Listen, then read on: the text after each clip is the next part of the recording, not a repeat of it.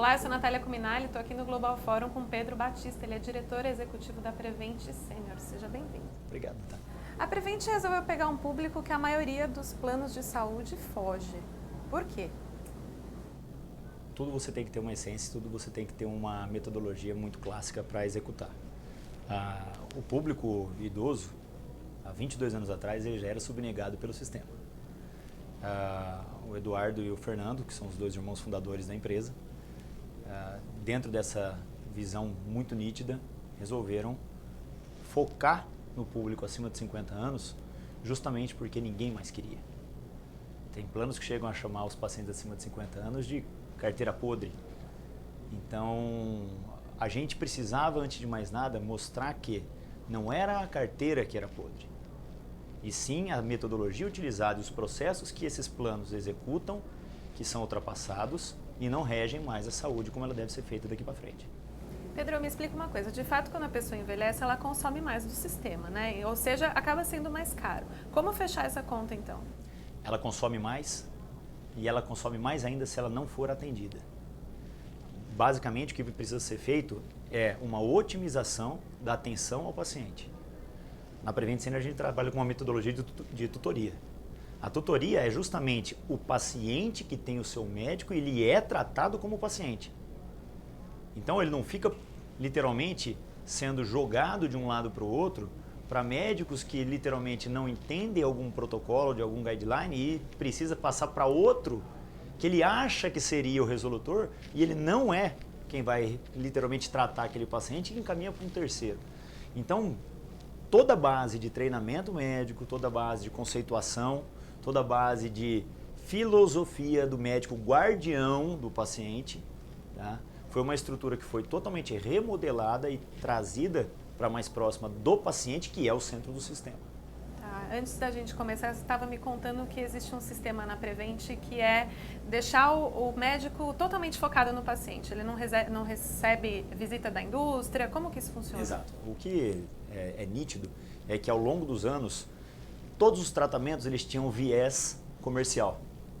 Então, na hora que você pega as grandes indústrias de próteses, e a gente viu máfia de prótese no país nos últimos anos, as farmacêuticas ganhando bilhões e bilhões e a população cada vez mais dificuldade de acesso a certos fármacos. Foi se analisando que alguém nutria toda essa indústria. E só tem uma pessoa que prescreve, é o médico. Se ele não sofre uma moralização da função dele como realizador da saúde do paciente, como promotor de toda essa cadeia, ele vai deturpar. Então, é necessário que o médico entenda que a função dele é cuidar do paciente. E dentro disso, não significa mandar para outro fazer. Faça você mesmo. Quem tem a dúvida não é o paciente, é o médico.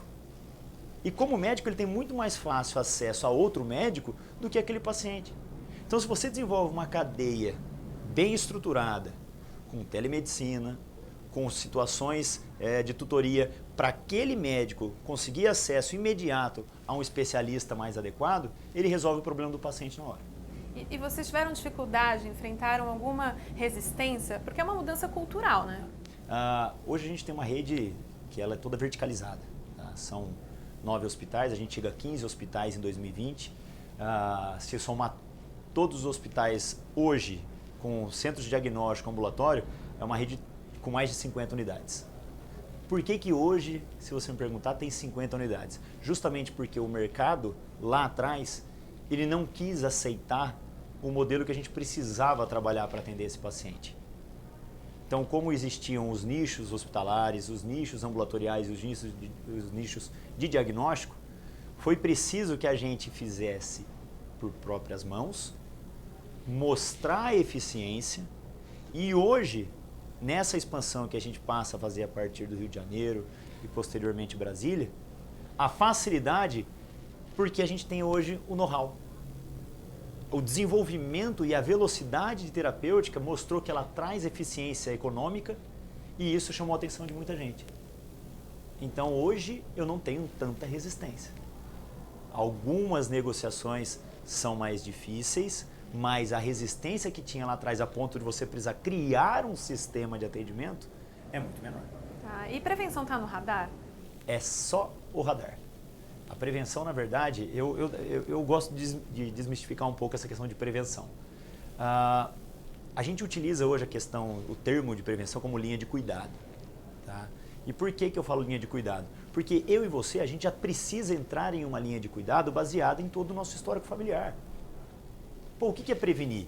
Pô, se eu tenho uma família que minha avó, minha mãe e meu tio tiveram índices aí bem elevados de possibilidade de o câncer de colo intestinal, pô, eu preciso fazer o meu screening. Se teve alguém da família, avó ou mãe, que teve indícios de câncer de mama, tem que fazer. Só que isso, quem vai ver a individualidade é o seu médico dentro da linha de cuidado que você entrou. Então, teoricamente, a prevenção, ela é só você executar adequadamente o que está preconizado para o seu biotipo, baseado no seu fenótipo, baseado na sua característica clínica. Tá. E para terminar, qual que é a importância da discussão que a gente está tendo aqui? Bom, aqui a gente conseguiu juntar setores públicos extremamente efetivos em suas ações, deputados, senadores, ANS, políticas privadas que hoje têm um desenvolvimento alinhado com tecnologia extremamente evoluído diante do que a gente vê no resto do país, que se confrontaram.